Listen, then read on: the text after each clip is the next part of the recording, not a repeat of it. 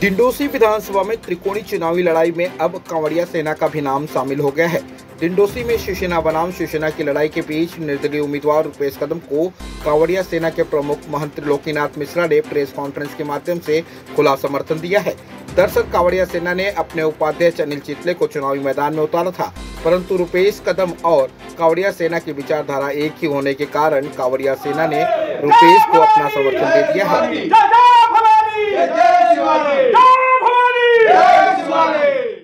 डिंडोसी के युवाओं के लिए और हिंदुत्व के लिए, यह डिंडोसी की जनता के लिए ऐतिहासिक दिन है और डिंडोसी में इतिहास होने जा रहा है। एक युवा भगवा लेकर विधानसभा में जाएगा और ये दोनों मेरे शेर हैं, ये दोनों मेरे बाजू हैं और ये दोनों मेरे आंख हैं।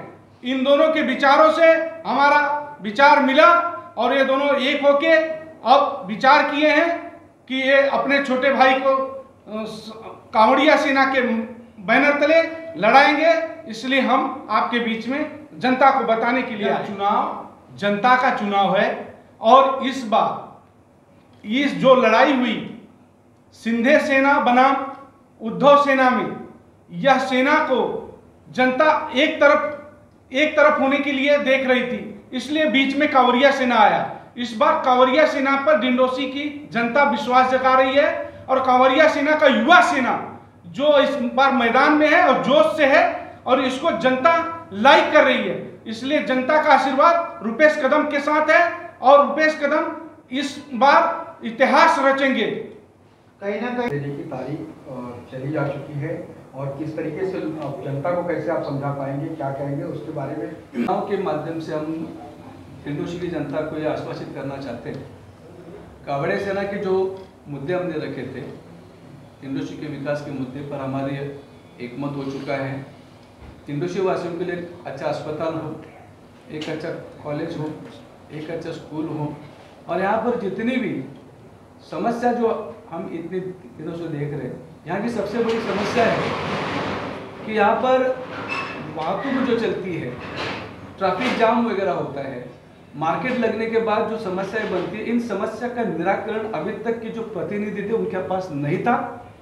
उनका कहना सिर्फ इतना ही था कि हम इसके लिए रास्ते को चौड़ा करने जा रहे हैं। रास्ते कितने भी बड़े हो जाए, चौड़े हो जाए, ये उसका हल नहीं हो सकता है। इसका हल सरकार के माध्यम से बनेगा। सरकार के पास, हमारे पास कुछ ऐसी हमारे पास योजनाएं हैं, उन योजनाओं को सरकार के माध्यम से, विधान भवन के माध्यम से ही हम उसको ला सकते हैं। क्योंकि जब हमें यहाँ की कुछ स्लम्स है, मार्केट है, इनको अगर इस्टेब्लिश करना है तो उनको इस्टेब्लिश करने के लिए सरकारी नियमों के आधार पर, सरकारी के जो नियम है उनमें बदलाव लाकर ही उसको कर सकते हैं।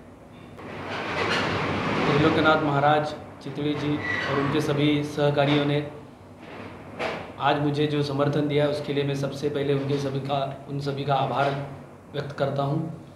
मला एवढंच म्हणायचं आहे की मी ज्या मुद्द्यांसाठी ही लढाई लढतोय ह्या दिंडोशी विधानसभेत, ते म्हणजे सर्वात मोठा मुद्दा म्हणजे विकासाचा मुद्दा आणि हिंदुत्वाचा मुद्दा।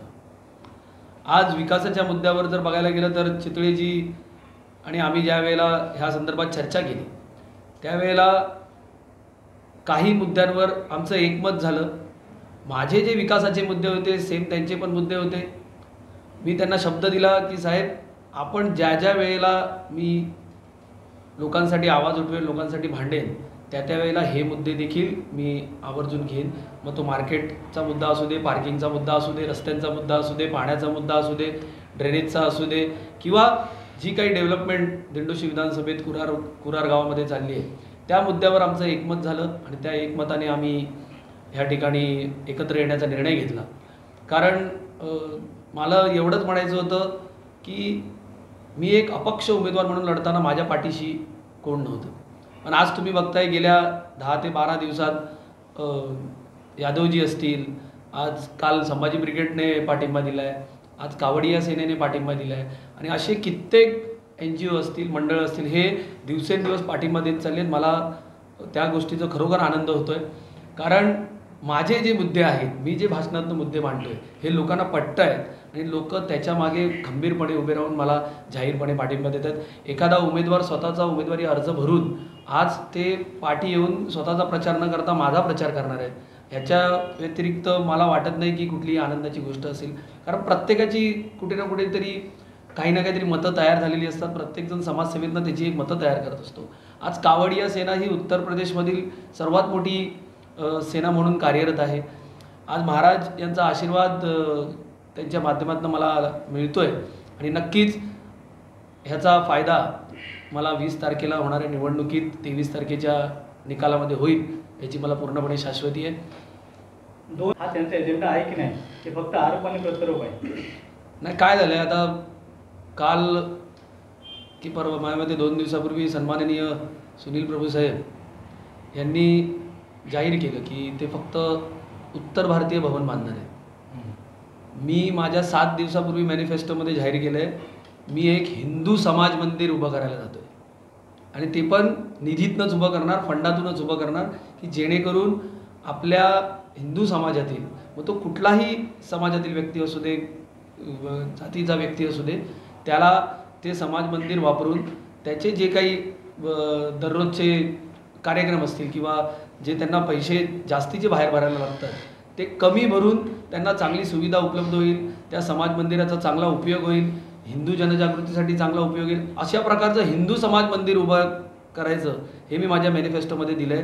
परंतु आज फक्त निवडणूक आली आहे म्हणून सुनील प्रभू साहेबांना उत्तर भारतीय आठवत आहे।